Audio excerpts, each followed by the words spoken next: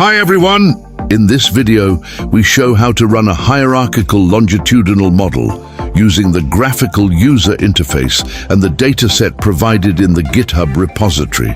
In this example, we use the dataset 8publiccap.csv to illustrate how the model works. First, go to the Hierarchical Longitudinal Models tab and click on Normal.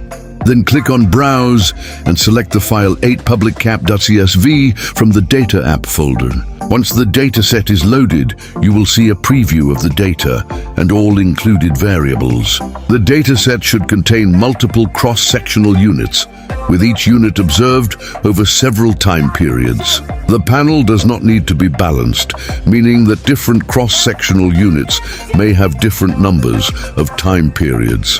Next, set the number of MCMC iterations, along with the burn-in period and thinning parameter. After that, specify the main equation using standard R formula syntax.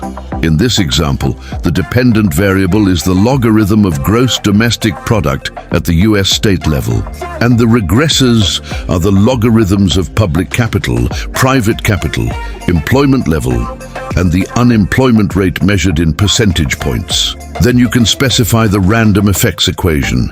If the model includes only a random intercept, you should leave this field empty.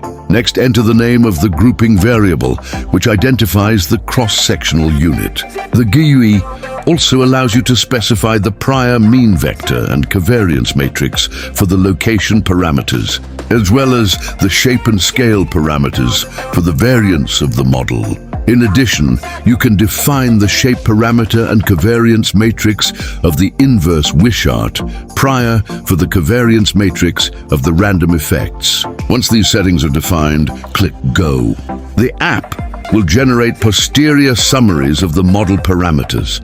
First, you will see the summary of the posterior draws for the location parameters, followed by the posterior summaries for the covariance matrix of the random effects, and finally, the posterior summaries for the model variance and deviance, which is a measure of model fit.